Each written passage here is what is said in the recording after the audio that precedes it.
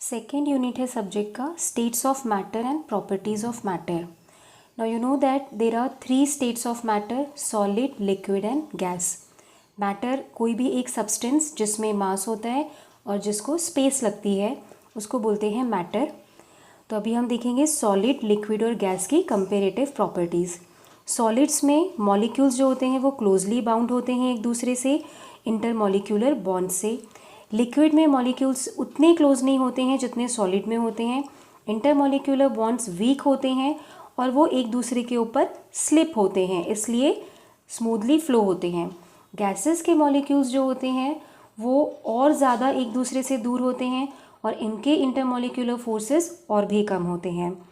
Solid जो है वो रिजिड होता है नेचर में क्योंकि मॉलिक्यूल्स क्लोजली पैक्ड है, उसका एक डेफिनेट शेप और वॉल्यूम होता है. लिक्विड्स का डेफिनेट वॉल्यूम होता है लेकिन उनकी डेफिनेट शेप नहीं होती है. जिस भी कंटेनर में हम लिक्विड को रखते हैं वो उसकी शेप ले लेता है.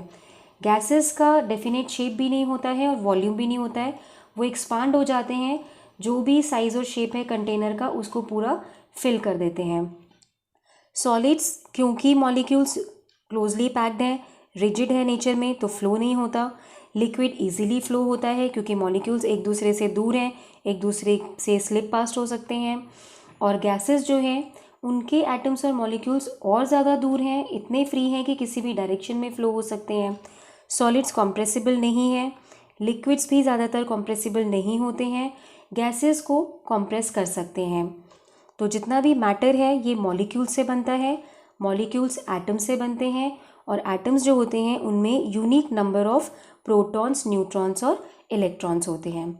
अब ये जो तीन स्टेट्स ऑफ मैटर हैं, सॉलिड, लिक्विड और गैस, इनको एक दूसरे में चेंज कर सकते हैं हीटिंग या कूलिंग से. तो हियर वी कैन सी कैसे सॉलिड, लिक्विड, गैस किस किस फिनोमिनन से एक दूसरे स्टेट में कन्वर्ट होते हैं. फॉर एग्जाम्पल जैसे सॉलिड है, सॉलिड को अगर हम हीट करते हैं, उसका टेम्परेचर इंक्रीज़ करते हैं तो वो लिक्विड में कन्वर्ट हो जाता है, इसको बोलते हैं मेल्टिंग. सॉलिड के मॉलिक्यूल्स टाइटली पैक्ड होते हैं, टेम्परेचर इंक्रीज़ करने से काइनेटिक एनर्जी बढ़ती है, वो एक दूसरे से दूर होने लगते हैं और लिक्विड में कन्वर्ट हो जाता है सॉलिड. और टेम्परेचर हम लिक्विड का अगर इंक्रीज़ करें तो वो कन्वर्ट हो जाता है गैस में, काइनेटिक एनर्जी और बढ़ेगी, मॉलिक्यूल्स और दूर हो जाएंगे और लिक्विड कन्वर्ट हो जाएगा गैस में, इसको बोलते हैं वेपोराइजेशन. गैस का अगर हम टेम्परेचर डिक्रीज़ करें तो वो कन्वर्ट हो जाता है वापस से लिक्विड में, इसको बोलते हैं कंडेंसेशन. लिक्विड का टेम्परेचर और डिक्रीज़ करें तो वो सॉलिड में कन्वर्ट हो जाता है, इसको बोलते हैं फ्रीजिंग. गैस को डीसब्लिमेशन या डिपोजिशन के प्रोसेस से डायरेक्टली कन्वर्ट कर सकते हैं सॉलिड में. सॉलिड को सब्लिमेशन एक प्रोसेस है जिससे डायरेक्टली कन्वर्ट कर सकते हैं गैस में. तो इस तरह से यू कैन सी कि टेम्परेचर बढ़ा के या कम करके स्टेट्स ऑफ मैटर्स को जो है एक दूसरे में चेंज कर सकते हैं.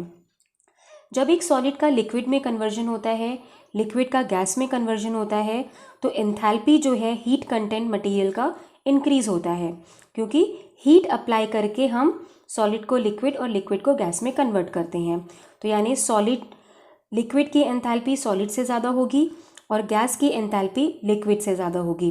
सिमिलरली एंट्रोपी, एंट्रोपी होता है मॉलिक्यूलर रैंडमनेस, कि कितना रैंडमली अरेंज्ड है मॉलिक्यूल्स या कितना स्पेसिफिक पैटर्न में अरेंज्ड है. तो जब सॉलिड लिक्विड में कन्वर्ट होता है तो रैंडमनेस बढ़ जाएगी, डिग्री ऑफ रैंडमनेस. सॉलिड में मॉलिक्यूल्स एकदम क्लोजली स्पेसिफिकली पैक्ड होते हैं, लिक्विड में थोड़े दूर हो जाते हैं. जब लिक्विड गैस में कन्वर्ट होता है तो रैंडमनेस और बढ़ जाती है और मॉलिक्यूल्स इधर उधर बिखरते हैं. तो यानी एंट्रोपी भी इंक्रीज़ होगी जैसे जैसे हम सॉलिड को लिक्विड में और लिक्विड को गैस में कन्वर्ट करेंगे. तो इस तरह से स्टेट्स ऑफ मैटर में चेंजेस होते हैं. अब एक टर्म आता है लेटेंट हीट. जब मैटर में चेंजेस होते हैं स्टेट्स में, कोई भी सब्सटेंस की जब फिजिकल स्टेट चेंज होती है तो वहाँ पर एनर्जी या तो अब्सॉर्ब होती है या रिलीज़ होती है और टेम्परेचर में चेंज नहीं होता. जैसे सॉलिड लिक्विड में कन्वर्ट हो रहा है, सॉलिड का भी वही टेम्परेचर रहेगा, लिक्विड का भी वही, लेकिन वहाँ पर हीट अब्सॉर्ब होगी, एनर्जी अब्सॉर्ब होगी. तो ये जो एनर्जी अब्सॉर्ब होती है एक सब्सटेंस के फिजिकल स्टेट के चेंज होने में विदाउट चेंजिंग इट्स टेम्परेचर, उसको बोलते हैं लेटेंट हीट. लेटेंट वर्ड इसलिए यूज़ हो रहा है क्योंकि टेम्परेचर में चेंज नहीं हो रहा है. दो टाइप की लेटेंट हीट होती है, लेटेंट हीट ऑफ फ्यूजन और latent heat of vaporisation. Latent heat जो एक सॉलिड के मेल्टिंग या लिक्विड के फ्रीजिंग में एसोसिएटेड है, यानी एनर्जी जो अब्सॉर्ब या रिलीज हो रही है सॉलिड के मेल्टिंग या लिक्विड के फ्रीजिंग में, यानी सॉलिड लिक्विड ट्रांजिशन में, उसको बोलते हैं latent heat of fusion. For example, latent heat of fusion for water at 0 degree Celsius is approximately 80 calorie पर ग्राम ऑफ आइस। ये सॉलिड है आइस, 0 डिग्री सेल्सियस पे कन्वर्ट हो रहा है लिक्विड वाटर में, ये भी 0 डिग्री सेल्सियस है, तो इसमें 80 कैलोरी का हीट अब्सॉर्ब होता है या रिलीज होता है, उसको बोलते हैं latent heat of fusion. Similarly latent heat of vaporisation, latent heat जो एक लिक्विड के वेपोराइजेशन या एक वेपर के कंडेंसेशन में एसोसिएटेड है, यानी लिक्विड वेपर ट्रांजिशन में एसोसिएटेड है, उसको बोलते हैं latent heat of vaporisation. For example, latent heat of vaporisation of water, 100 degree Celsius पे वाटर बॉयल होता है, कन्वर्ट होता है वेपर में, तो लेटेंट हीट ऑफ वेपोराइजेशन जो है वाटर का वो है 533 कैलोरी पर gram of the liquid. Liquid water 100 degree पे कन्वर्ट हो जा रहा है गैस पे, वहाँ पर उसका भी टेम्परेचर 100 डिग्री है, इसमें 533 कैलोरी पर ग्राम हीट जो है वो अब्सॉर्ब होती है या रिलीज होती है, इस हीट को बोलते हैं लेटेंट हीट ऑफ वेपोराइजेशन।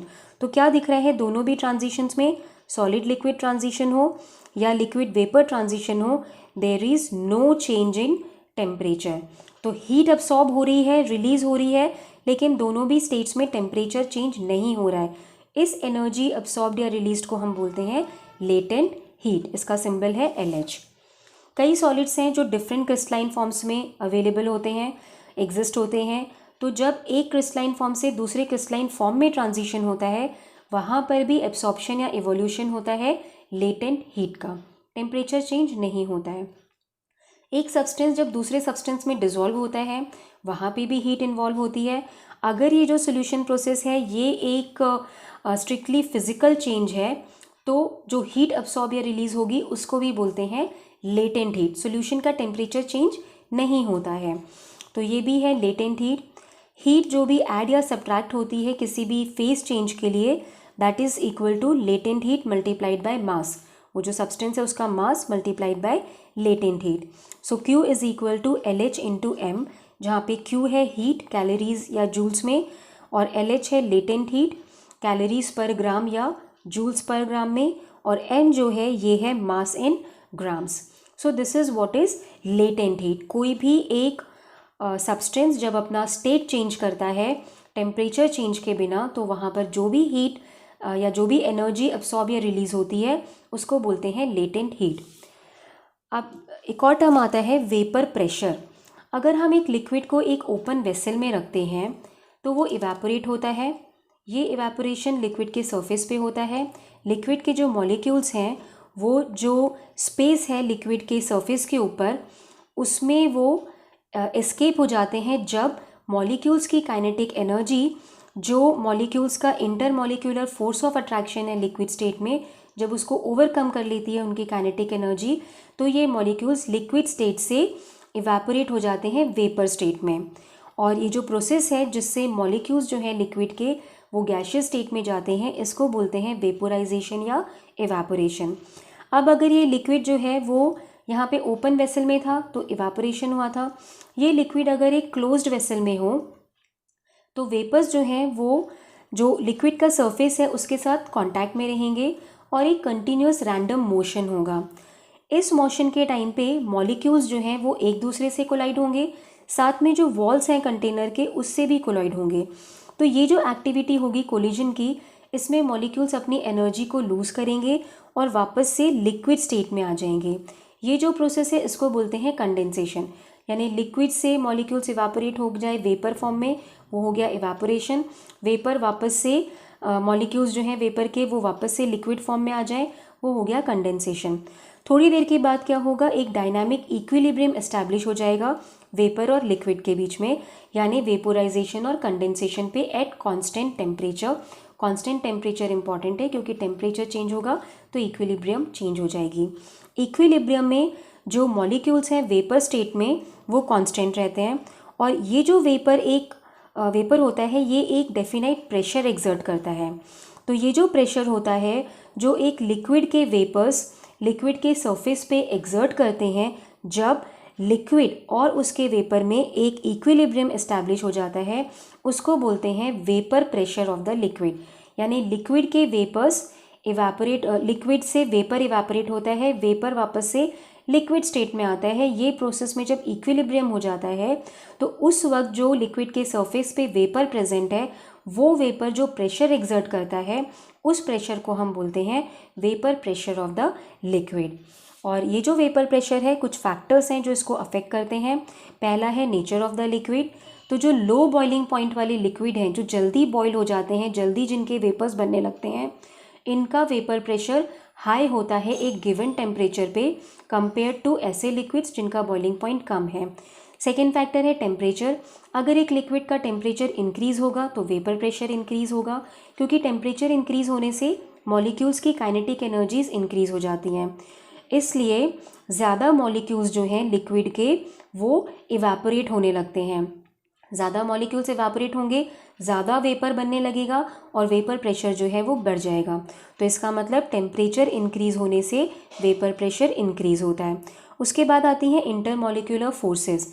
तो जिन लिक्विड्स के वीक इंटरमॉलिक्यूलर फोर्सेस होंगे, अट्रैक्शन कम होगा उनमें आपस में मॉलिक्यूल्स में, तो वो मॉलिक्यूल्स ज़्यादा फास्ट इवेपोरेट होंगे और उसका हाई वेपर प्रेशर होगा।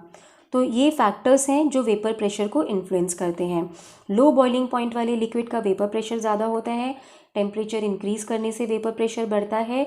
और जिन लिक्विड्स के मॉलिक्यूल्स में weak intermolecular forces of attraction होते हैं, उनका भी वेपर प्रेशर हाई होता है।